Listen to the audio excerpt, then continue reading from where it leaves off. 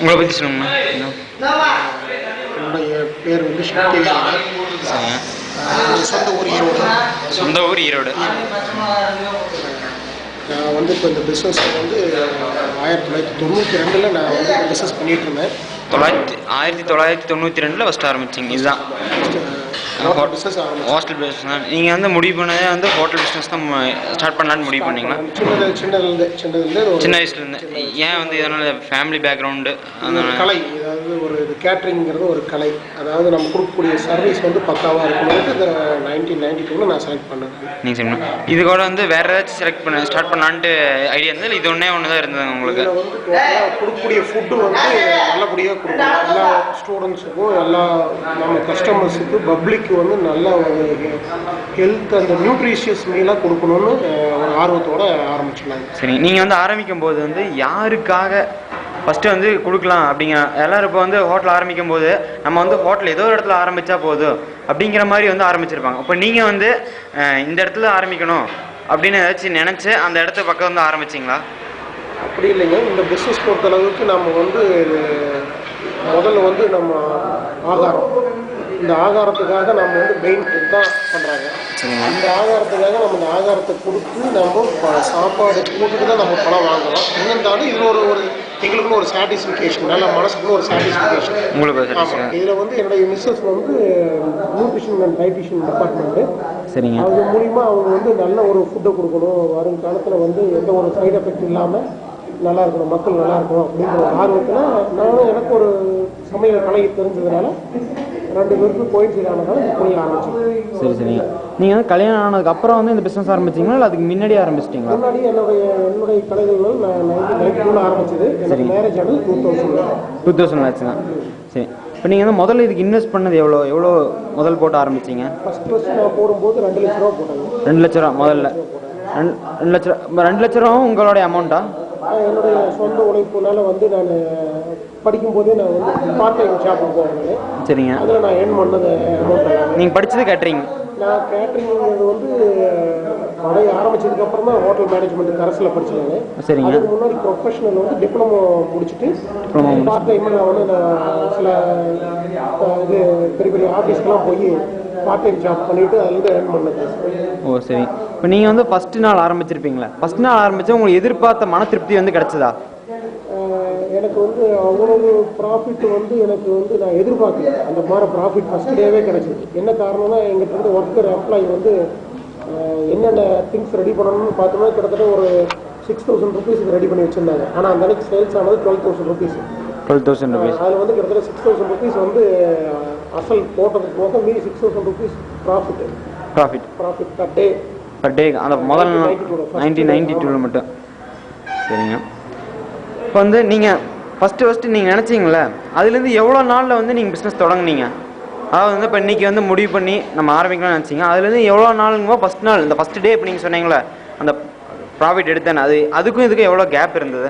நான் 86, 87 10th படிச்சுட்டு இருக்கும்போது நான் இது ஒரு இதாக ஒரு பிஸ்னஸ் பண்ணணும்னு நினச்சது இப்போ 1992 தான் சக்ஸஸ் ஆச்சு. கிட்டத்தட்ட 6 வருஷமாக வந்து நினச்சி அதை அந்த கோலை வந்து அச்சீவ் பண்ணுறதுக்கு வந்து 6 வருஷம் ஆயிருக்கு உங்களுக்கு. தனியாக சோல் ப்ரொப்ரைட்டருங்கிறது அப்புறம் அச்சீவ் பண்ணுறது ரொம்ப நாளாக இருக்கும்ல. சரி. இப்போ நீங்கள் வந்து முதல்ல ஆரம்பிச்சு எந்த இடத்துல ஆரம்பிச்சிங்க? நாங்கள் ஈரோடு நேட்டிவ்லேயே ஆரம்பிச்சோம். ஈரோட்டில் ஆரம்பிச்சிங்க. இப்போ அதுக்கப்புறம் ஈரோட்டில் ஆரம்பிச்சதுக்கப்புறம் முதல் பிரான்ச் என்ன பண்ணலான்ட்டு முடிவு பண்ணீங்க? இதே ஹோட்டல் பிஸ்னஸ் இன்னொரு பிரான்ச் வைக்கலான்னு முடிவு பண்ணீங்களா இல்லை வேறு ஏதாவது பிஸ்னஸ் பண்ணலான்ட்டு முடிவு பண்ணீங்களா? இல்லைங்க, அதுக்கு நடுவில் வந்து கொஞ்சம் வந்து லேபர் ப்ராப்ளம் இருந்ததுனால.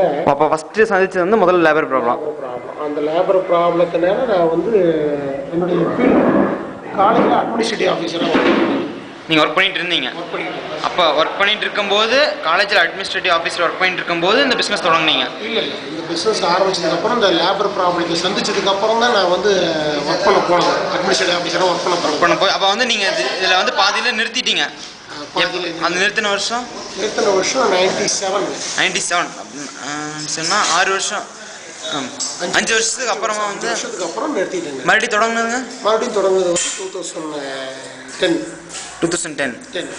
அது 2010ல் ஏன் வந்து நீங்கள் இவ்வளோ வருஷம் 15 வருஷம் கேப் விட்டதுக்கப்புறம் மறுபடியும் இந்த தொழில் ஏன் வந்து ஆரம்பிச்சு கேட்குறீங்க? கரெக்ட். இதில் வந்து என்னுடைய ஒர்க் பண்ண ஸ்டாஃப்ஸ் எல்லாம் வந்து எங்கிட்ட இருந்த 15 வருஷம் எங்கள் காலேஜில் எல்லாம் ஒர்க் பண்ண ஸ்டாஃப்ஸ். நீங்கள் எந்த காலேஜில் ஒர்க் பண்ணீங்க?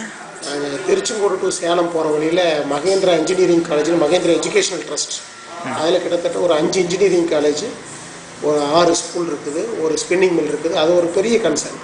அந்த கன்சர்னில் ஏஓ அட்மினிஸ்ட்ரேட்டிவ் ஆஃபீஸராக ஒர்க் பண்ணுறேன். அட்மினிஸ்ட்ரேட்டிவ் ஆஃபீஸராக இப்போ வந்து அதில் அந்த துறையிலேருந்து முடிச்சுட்டு அதுக்கப்புறம் உங்கள் பழைய கால இதே வந்து நீங்கள் சாட்டிஸ்ஃபை பண்ணிட்டுருக்கீங்க? ஆமாங்க. இந்த தொழில் தனியாக பண்ணணுங்கிறதுனால இங்கே வந்து கோயம்புத்தூர் பொட்டன்ஷியல் ஹெவி பொட்டன்ஷியல் இருக்கிறதுனால ஆரம்பிச்சாங்க.